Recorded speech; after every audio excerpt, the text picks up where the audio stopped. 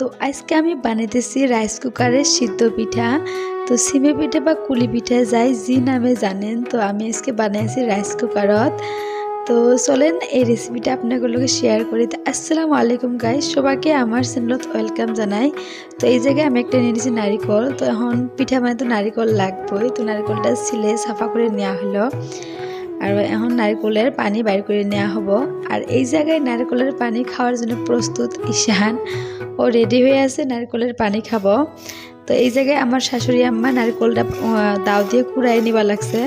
মিক্সারও তো করা যায়, কিন্তু এভাবে দাও দিয়ে নারকেল কুড়িয়ে পিঠা বানালে টেস্ট বেশি ভালো হয়। তো দেখেন কিভাবে কুড়ায়। তো এই যে প্রায় হয়েই গেল।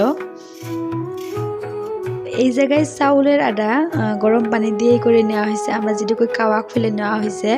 তো ওই কাওয়াগুলার রুটি বানানো হইতেছে, এই জায়গায় বানাইছে আমার শাশুড়ি আম্মাই। আর এই জায়গায় হেল্প করতেছে ঈশান, ও দেখেন ও পিঠা কাটবো, ও প্রস্তুতি করতেছে সুন্দরভাবে, ও পিঠা কাটতেছে এই জায়গায়। তো প্রথমে একটা বড় রুটি বানায়, তারপরে গ্লাস দিয়ে ছোটো ছোটোভাবে কাটে আরও ছোটো ছোটো রুটি বানিয়ে নেওয়া হয়।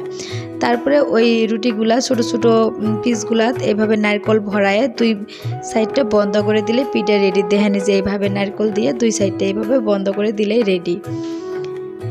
তো বহুত ইজি হয় আর বহুত ज़्यादा টেস্টি হয়। আর এই নারকেলগুলা চিনি দিয়ে একটু ভাইজে নেওয়া হয়েছে। তো দেখেন, তো এইভাবে সবগুলো পিঠাই বানিয়ে নেওয়া হবো। তো আর আমার ভিডিওগুলো আপনাদের ভালো লাগলে প্লিজ আমার চ্যানেলটা ফলো করে দিয়েন আর ভিডিওগুলো শেয়ার করে দিয়েন। তো দেখেন এই যে এইভাবে পিঠাগুলো বানানো হয়ে গেল।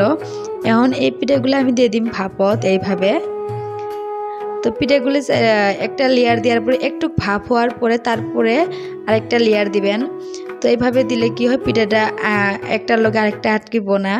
আর চাইলে অল্প অল্প করে ভাপ দিয়ে নামাইয়ে আরও নেক্সট বার দিবার পাবেন। তো এইভাবে কেটা কেটা পিঠা বানাইছেন রাইস কুকারত নিশ্চয়ই কমেন্টে জানাবেন। আর চাইলে পারলে সসপ্যান যে কোনো জায়গায় ভাপ দিবার পান। তো আমার ভিডিওগুলো কীরকম লাগে নিশ্চয়ই কমেন্টে জানাবেন, ভিডিওটা শেয়ার করে দিয়েন। তো দেখা করতেছি নেক্সট ভিডিওত। বাই বাই, আল্লাহ হাফিজ, সবাই ভালো থাকিয়েন আর আঙ্গর জন্য দোয়া করিয়েন।